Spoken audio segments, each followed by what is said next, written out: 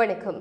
நீங்கள் இணைந்திருப்பது சமூகத்தின் மதிய நேர பிரதான செய்திகளோடு இணைந்து கொள்ளும் நான் டாரின் புஷ்பராஜா. விரிவான செய்திகளுக்குள் செல்வதற்கு முன்னதாக முதலில் தலைப்பு செய்திகள். தமிழரசு கட்சியின் மூத்த தலைவர் மாவையின் மறைவிற்கு எதிர்க்கட்சி தலைவர் இரங்கல். பயிர்கள் சேதமடைந்த விவசாயிகளின் வங்கிக் கணக்கில் இன்று முதல் நட்டஈடு. புதிய வாட்ஸ்அப் இலக்கத்தை அறிமுகப்படுத்திய மோட்டார் போக்குவரத்து திணைக்களம். நாட்டில் சைபர் பாதுகாப்பு செயல்பாட்டு மையத்தை ஸ்தாபிப்பதற்கு தீர்மானம். வாக்காளர் பட்டியலை டிஜிட்டல் மயமாக்கும் வேலை திட்டம் ஆரம்பம். பாதுகாப்பு படைகளின் பிரதம அலுவலர் பதவி ரத்து. மன்னாரை பாதிக்கும் காற்றாலை மின் திட்டம் மற்றும் கனிய மணல் அகழ்வு பொதுமக்கள் எதிர்ப்பு. நியாயமான விலையில் உயர்தர மருந்துகளை நாட்டிற்கு வழங்க திட்டம். நாட்டில் மோசமடையும் காற்றின் தரம், நோய் நிலைமை தொடர்பில் மக்களுக்கு எச்சரிக்கை. தென்னிலங்கையில் இன்று காலை துப்பாக்கிச் சூடு, உயிர் தப்பிய நபர். பரிசோதனையின்றி விடுவிக்கப்பட்ட 323 கொள்கலன்களில் என்ன இருந்தது? அரசிடம் விமல் கேள்வி. எமது பார்வையாளர்களின் ஆதரவுடன் எமது சமூகம் செய்திகள் 3 லட்சம் பார்வையாளர்களை பெற்றுள்ளது. எமது வேண்டுகோளுக்கு இணங்க எமது சமூகம் சேனலை சப்ஸ்கிரைப் செய்து அனைத்து உறவுகளுக்கும் நன்றிகள். எமது பார்வையாளர்களில் இன்னும் சிலர் எமது சமூகம் சேனலை சப்ஸ்கிரைப் செய்யாமலேயே பார்வையிட்டு வருகின்றீர்கள். எனவே எம்மை ஊக்குவிக்கவும் எமது செய்திகளை உடனுக்குடன் பெற்றுக்கொள்ளவும் எமது சமூகம் சேனலை சப்ஸ்கிரைப் செய்து அருகில் உள்ள பெல் பட்டனை கிளிக் செய்து இணைந்திருங்கள். இனி தொடர்பான விரிவான செய்திகள். மறைந்த இலங்கை தமிழ் அரசு கட்சியின் மூத்த தலைவர் மாவை சேனாதிராஜாவிற்கு எதிர்க்கட்சித் தலைவர் சஜித் பிரேமதாச தனது இரங்கலை தெரிவித்துள்ளார். சுகையினம் காரணமாக நேற்று முன்தினம் யாழ்ப்பாணம் போதனா வைத்தியசாலையின் அதிதீவிர சிகிச்சை பிரிவில் அனுமதிக்கப்பட்ட மாவை சேனாதிராஜா நேற்றைய தினம் தனது 82வது வயதில் உயிரிழந்துள்ளார். இந்நிலையில் அவருக்கு கட்சி உறுப்பினர்கள் மற்றும் அரசியல் தலைவர்கள் தொடர்ந்து தங்களது அஞ்சலிகளை தெரிவித்து வருகின்ற நிலையில் எதிர்க்கட்சி தலைவரும் தனது இரங்கலை தெரிவித்துள்ளார். இது தொடர்பில் அவர் வெளியிட்டுள்ள பதிவில், தமிழ் மக்களின் உரிமைகளுக்காக தொடர்ந்து முன்னின்று நாடாளுமன்றத்திலும் அதற்கு வெளியிலும் தமிழ் மக்களின் உரிமைகளுக்காக குரல் எழுப்பிய முன்னாள் நாடாளுமன்ற உறுப்பினரும் இலங்கை தமிழரசு கட்சியின் சிரேஷ்ட தலைவருமான மாவை சேனாதிராஜாவின் மறைவிற்கு எனது ஆழ்ந்த அனுதாபங்களை தெரிவித்துக் கொள்கிறேன் என அவர் தெரிவித்துள்ளார். இதேவேளை எதிர்வரும் ஞாயிற்றுக்கிழமை பிற்பகல் 3 மணிக்கு யாழ்ப்பாணம் மாவிட்டபுரத்தில் அமைந்துள்ள அன்னாரின் இல்லத்தில் இறுதிச் சடங்கு இடம்பெறும் என அறிவிக்கப்பட்டுள்ளது. மறைந்த மாவை சேனாதிராஜாவின் புகழுடல் அரசடி வீதி மாவிட்டபுரம் தெள்ளிப்பளையில் உள்ள அவரது இல்லத்தில் மக்கள் அஞ்சலிக்காக வைக்கப்பட்டுள்ளது. கடந்த வருடம் நவம்பர் மாதம் வெள்ளத்தினால் பயிர்கள் சேதமடைந்த விவசாயிகளுக்கான நட்டஈடு இன்று முதல் வழங்கப்பட உள்ளதாக விவசாய மற்றும் கமநல காப்புறுதி சபை தெரிவித்துள்ளது. பொலனறுவை, முல்லைத்தீவு, வவுனியா மற்றும் திருகோணமலை ஆகிய மாவட்டங்களிலிருந்து நட்டஈடு வழங்கப்பட உள்ளதாக அதன் தலைவர் பேமசிறி ஜசிங்கராஜி தெரிவித்தார். அதன்படி பயிர்கள் சேதமடைந்த விவசாயிகளின் கணக்கில் வைப்பிலிட நடவடிக்கை எடுக்கப்படும் என்றும் அவர் குறிப்பிட்டார். 13,379 ஏக்கருக்கு இன்று இந்த கொடுப்பனவுகள் வழங்கப்பட உள்ளதாக குறிப்பிடப்பட்டுள்ளது. இன்று நெற்பயிர் செய்கை விவசாயிகளுக்கு மாத்திரமே இந்த நட்டஈடு கொடுப்பனவுகள் வழங்கப்படும் என்றும் அவர் தெரிவித்துள்ளார். மோட்டார் போக்குவரத்து திணைக்களம் புதிய வாட்ஸ்அப் இலக்கம் ஒன்றை அறிமுகப்படுத்தியுள்ளதாக அறிவித்துள்ளது. பொதுமக்களிடமிருந்து எழுத்துப்பூர்வ முறைப்பாடுகளை துரிதமாக பெறுவதற்காக இந்த நடவடிக்கை எடுக்கப்பட்டுள்ளது. இந்த எண்ணிற்கு பொதுமக்கள் எழுத்துப்பூர்வமாக சமர்ப்பிக்கும் முறைப்பாடுகள் மீது உடனடி நடவடிக்கை எடுக்க ஏற்கனவே பல ஏற்பாடுகள் செய்யப்பட்டுள்ளதாக அந்த திணைக்களத்தின் ஆணையாளர் நாயகம் நிஷாந்த அனுர்த்த வீரசிங்க தெரிவித்தார். அதன்படி மோட்டார் போக்குவரத்து திணைக்களத்தின் ஆணையாளர் நாயகத்திடம் அல்லது அந்த திணைக்களத்தில் சமர்ப்பிக்கப்பட வேண்டிய மேல்முறையீடுகள் அல்லது முறைப்பாடுகளை 07140333300 என்ற வாட்ஸ்அப் எண்ணுக்கு எழுத்துப்பூர்வமாக அனுப்பலாம் என குறிப்பிடப்பட்டுள்ளது. இதேவேளை டெல் டிஎம்டி என்ற முகநூல் பக்கம் மூலமும் மோட்டார் போக்குவரத்து திணைக்களத்துடன் இணைவதற்கான மற்றொரு வாய்ப்பும் வாடிக்கையாளர்களுக்கு வழங்கப்பட்டுள்ளதாகவும் அவர் மேலும் குறிப்பிட்டார். நாட்டில் சைபர் பாதுகாப்பு செயற்பாட்டு மையத்தை ஸ்தாபிப்பதற்கு இலங்கை கணனி அவசர நடவடிக்கை பிரிவு தீர்மானித்துள்ளது.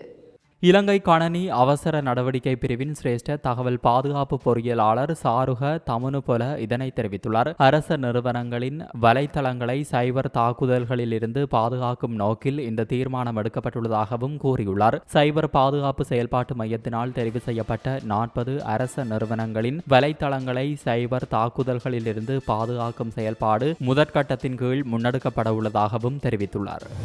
உள்ளூராட்சி மன்ற தேர்தலை எந்தவொரு சந்தர்ப்பத்திலும் நடத்துவதற்கு தாம் தயாராக உள்ளதாக தேர்தல் ஆணையாளர் நாயகம் சமன் ஸ்ரீரத்நாயக்க தெரிவித்துள்ளார். கண்டி மாவட்ட செயலகத்தில் நேற்று நடைபெற்ற நிகழ்வொன்றின் பின்னர் ஊடகங்களுக்கு கருத்து தெரிவிக்கும் போதே அவர் இவ்வாறு தெரிவித்தார். வாக்காளர் பட்டியலை டிஜிட்டல் மயமாக்கும் வேலை திட்டம் ஆரம்பிக்கப்பட்டுள்ளது. பெயர்களை அச்சிடல் முறையில் பெறுவதற்கு பதிலாக 14,000 கிராம அலுவலர் பிரிவுகளை உள்ளடக்கும் வகையில் இந்த டிஜிட்டல் பதிவேடு தயாரிக்கப்பட்டு வருகிறது. காகிதத்தில் தரவுகளை பதிவு செய்வதற்கு பதிலாக இணையவழி தொழில்நுட்பத்தை பயன்படுத்தி டிஜிட்டல் பெயர் பதிவேடு தயாரிக்கப்படுகிறது. எதிர்வரும் தேர்தல்கள் 2024ஆம் ஆண்டின் வாக்காளர் பட்டியலின் அடிப்படையில் நடத்தப்படும் என்றும் கடந்த 1ஆம் தேதிக்குள் 18 வயதை அடைந்த இளைஞர்களும் புதிய பட்டியலில் சேர்க்கப்படுவார்கள் எனவும் அவர் கூறியுள்ளார். பரீட்சைகள் காரணமாக மார்ச் மாதத்தில் உள்ளூராட்சி தேர்தலை நடத்துவது சிக்கலாக இருக்கும் என்பதால் தீர்மானங்கள் எடுக்கப்பட்டதன் பின்னர் ஏப்ரல் மாதத்தில் உள்ளூராட்சி தேர்தல்களை நடத்த முடியும். கடந்த பொது தேர்தலின் போது சொத்து மற்றும் பொறுப்பு அறிவிப்புகள் மற்றும் வருமான செலவு அறிவிப்புகளை சமர்ப்பிக்க தவறிய வேட்பாளர்களுக்கு எதிராக சட்ட நடவடிக்கை ஆரம்பிக்கப்பட்டுள்ளதாகவும் தேர்தல்கள் ஆணையாளர் நாயகம் சமன் ஸ்ரீ ரத்நாயக்க தெரிவித்துள்ளார். பாதுகாப்பு படைகளின் பிரதம அலுவலர் பதவியை ரத்து செய்துள்ளதாக அரசாங்கம் உத்தியோகபூர்வமாக அறிவித்துள்ளது. ஜெனரல் சவேந்திர சில்வா ஓய்வு பெற்றதைத் தொடர்ந்து குறித்த பதவியை தொடர இலங்கை அரசாங்கம் விரும்பவில்லை என தெரிவிக்கப்பட்டுள்ளது. இதன்படி நேற்று இடம்பெற்ற செய்தியாளர் சந்திப்பில் பாதுகாப்பு அமைச்சின் செயலாளர் ஓய்வு பெற்ற ஏர் வைஸ் மார்ஷல் சம்பத் துய்யஹொந்தா இதனை தெரிவித்தார். பாதுகாப்பு படைகளின் பிரதம அலுவலர் பதவியை இனியும் தொடர்ந்து நடைமுறையில் வைத்திருக்க அரசாங்கம் உத்தேசிக்கவில்லை. அதற்கு பதிலாக குறித்த பதவியின் செயல்பாடுகளை பாதுகாப்பு அமைச்சின் ஊடாக முன்னெடுப்பதற்கு அரசாங்கம் உத்தேசித்துள்ளதாகவும் அவர் தெரிவித்துள்ளார். மன்னார் தீவு பகுதியில் முன்னெடுக்கப்பட்டு வரும் காற்றாலை மின் உற்பத்தி மற்றும் கனியமணல் அகழ்வு இப்பகுதியில் தேவையில்லாத செயற்திட்டம் என்று மன்னார் பிரஜைகள் குழுவின் தலைவர் மார்க்ஸ் அடிகளார் குறிப்பிட்டுள்ளார்.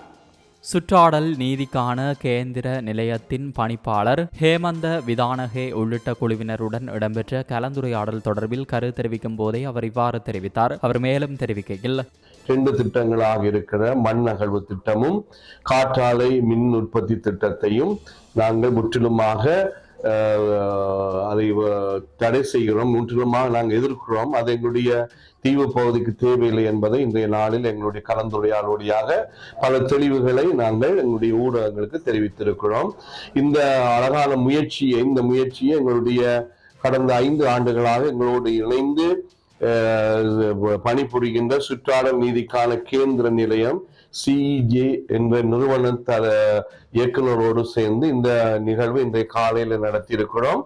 இதனுடைய உண்மையான ஒரு இறுதியான முடிவு என்று சொன்னால் எங்களுடைய காற்றலை திட்டத்தை எங்களுடைய மன்னார் தீவிலிருந்து மன்னார் மெயின் பெரிய நிலப்பரப்புக்கு மக்களுடைய வாழ்விடங்களை பாதிக்காத, மக்களுடைய வளத்தை பாதிக்காத இடங்களுக்கு அதை மாற்றும்படி நாங்கள் கேட்டுக்கொள்வதோடு மண் அகழ்வை முற்றிலுமாக இந்த மண்ணில் நிறுத்தும்படி அந்த ஒரு எங்களுடைய முடிவை இந்த இடத்துல நாங்கள் சொல்லி வைக்க விரும்பி.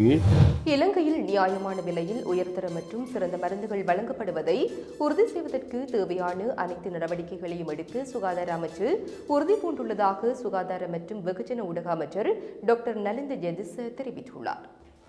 தேசிய மருந்துகள் ஒழுங்குபடுத்தல் அதிகார சபையின் கீழ் செயல்படும் தேசிய மருந்துகள் ஆலோசனை குழு மற்றும் மருந்துகள் தொடர்பான குழுவின் உறுப்பினர்களை நியமிக்கும் விழாவில் அமைச்சர் கலந்து கொண்டார். தொடர்ந்து கருத்து தெரிவித்த அமைச்சர், நியாயமான விலையில் தரமான உயர்தர மருந்துகளை அரசாங்க மருத்துவமனைகளுக்கு தொடர்ந்து வழங்குவதற்கு தேசிய மருந்துகள் ஒழுங்குபடுத்தல் அதிகார சபையின் கீழ் செயல்படும் தேசிய மருந்துகள் ஆலோசனை குழுவுக்கு முக்கிய பொறுப்பு உள்ளது என்றார். நாட்டில் பயன்படுத்தப்படும் சில மருந்துகள் அரச மருத்துவ உற்பத்தி நிறுவனத்தில் உற்பத்தி செய்யப்படுகின்றன, மீதமுள்ளவை வெளிநாடுகளிலிருந்து இறக்குமதி செய்யப்படுகின்றன என்றும் அந்த இறக்குமதி செய்யப்பட்ட சில மருந்துகளிலிருந்து மருந்து நிறுவனங்கள் மிக அதிக லாபத்தை ஈட்டியுள்ளதாக தெரிய வந்தது. அத்துடன் நாட்டில் மருந்து மாஃபியா செயல்பட்டு வருவதாகவும் குழு உறுப்பினர்கள் அமைச்சரிடம் சுட்டிக்காட்டியுள்ளனர். சுகாதாரத்துறையில் தமது தொழில் சார்ந்த அறிவு கொண்ட நபர்களை இந்த 2 குழுக்களின் உறுப்பினர்களாக நியமிப்பதன் மூலம் மருந்து துறையில் இதுபோன்ற முறைகேடுகள் நடக்க வாய்ப்பில்லை என்பதை வலியுறுத்திய அமைச்சர் புதிய குழு உறுப்பினர்களை இது குறித்து தீவிரமாக கவனம் செலுத்துமாறு கேட்டுக்கொண்டார். நாட்டில் சுவாச நோய்களினால் பாதிக்கப்பட்டுள்ளவர்கள் பொதுமக்கள் மிகவும் அவதானமாக செயற்பட வேண்டும் என எச்சரிக்கை விடுக்கப்பட்டுள்ளது.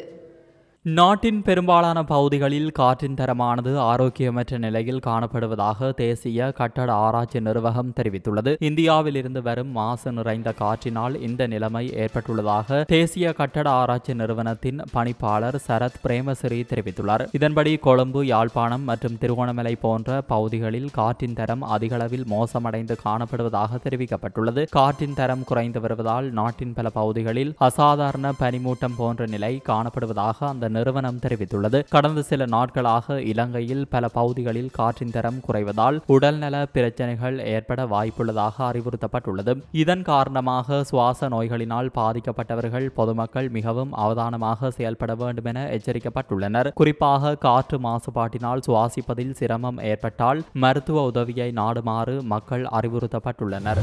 காலி கொஸ்கொடு மகா இந்துருவ பகுதியில் இன்று காலை துப்பாக்கிச்சூட்டு சம்பவம் ஒன்று இடம்பெற்றுள்ளதாக போலீசார் தெரிவித்துள்ளனர்.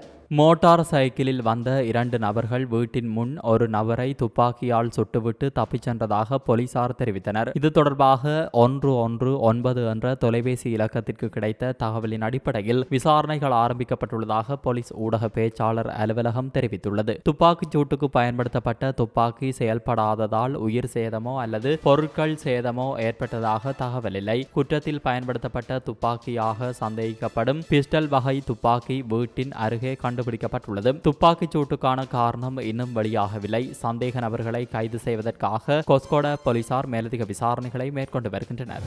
மேலேற்றுமதி நோக்கங்களுக்காக மாத்திரம் 200 மில்லியன் தேங்காய்களை இறக்குமதி செய்வதற்கு அனுமதி வழங்கப்படும் என பெருந்தோட்ட மற்றும் சமூக உட்கட்டமைப்பு அமைச்சு தெரிவித்துள்ளது.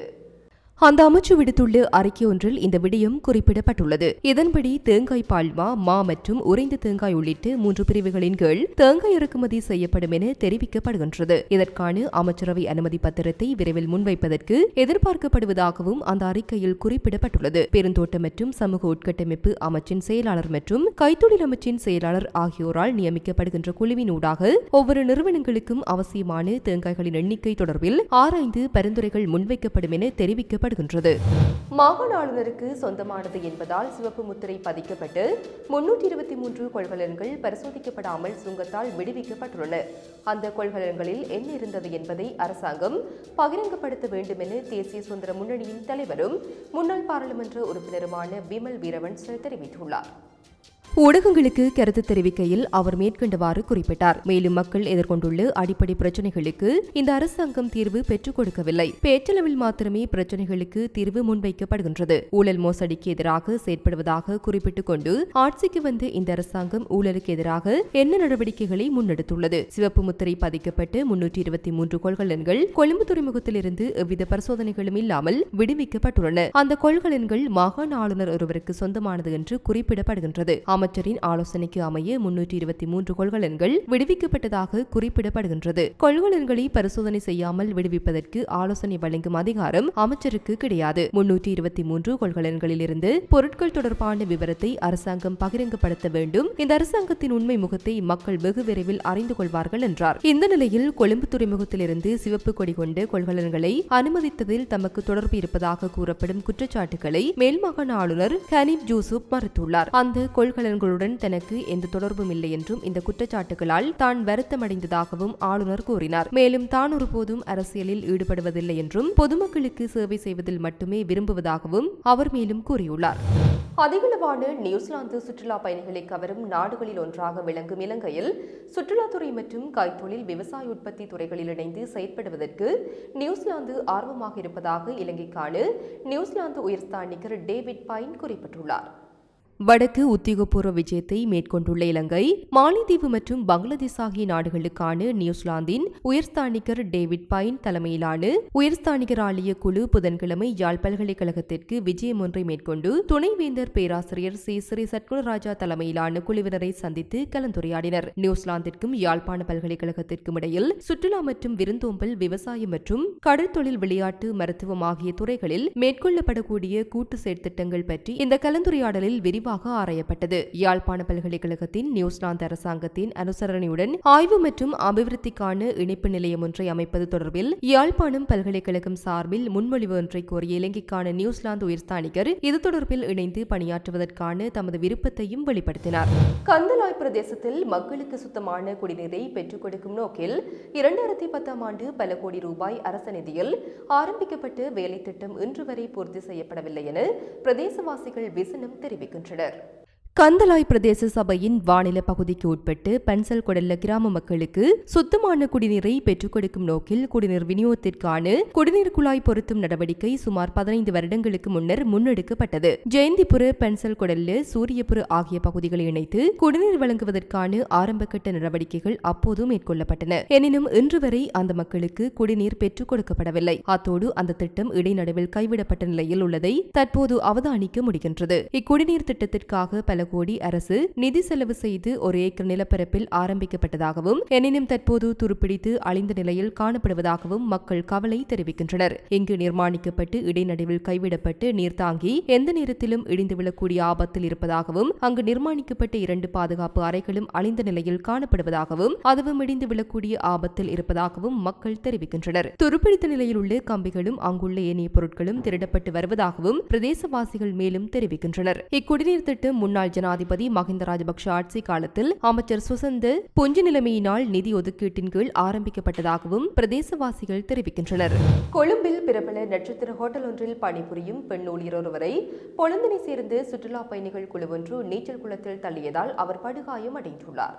குறித்த சுற்றுலா பயணிகளின் குழு மதுபோதையில் இதனை செய்ததாக போலீசார் தெரிவித்துள்ளனர். மதுபோதையில் நீச்சல் குளத்திலிருந்து சுற்றுலா பயணிகளை கோட்டலின் நிர்வாக மக்கள் தொடர்பு அலுவலராக பணிபுரியும் குறித்த பெண் அங்கிருந்து வெளியேறுமாறு அறிவுறுத்தியுள்ளார். எனினும் அதனை செவிமடுக்காத குழுவினர் அவரை நீச்சல் குளத்திற்குள் தள்ளியுள்ளனர். இவ்வாறு நீச்சல் குளத்திற்குள் தள்ளப்பட்டதால் குறித்த பெண் ஊழியருக்கு எலும்பு முறிவு ஏற்பட்டதோடு மூச்சு திணறலும் ஏற்பட்டுள்ளது. அதனையடுத்து அவர் பாணந்துறை ஆதார வைத்தியசாலையில் அனுமதிக்கப்பட்டுள்ளார். பெண்ணை காயப்படுத்திய பொழுந்த நாட்டவர்கள் நாட்டை விட்டு வெளியேறியதாக தெரியவந்துள்ளது. சம்பவம் தொடர்பில் பாணந்துறை தலைமையக போலீசில் முறைப்பாடு செய்யப்பட்டுள்ளதுடன் ஜனாதிபதி செயலகத்திற்கும் அறிவிக்கப்பட்டுள்ளது. இத்துடன் சமூகத்தின் மதிய நேர பிரதான செய்திகள் நிறைவு பெறுகின்றன. தொடர்ந்தும் சமூகத்தோடு இணைந்திருங்கள். இதுபோன்ற செய்திகளை தெரிந்து கொள்ள சமூகம் நியூஸ் சேனலை சப்ஸ்கிரைப் செய்து அருகில் உள்ள பெல் பட்டனை கிளிக் செய்யுங்கள். மேலும் இதுபோன்ற செய்திகளை உடனுக்குடன் தெரிந்து கொள்ள சமூகமீடியா.com என்ற இணையதளத்தின் வாயிலாகவும் எங்களுடன் இணைந்திருங்கள்.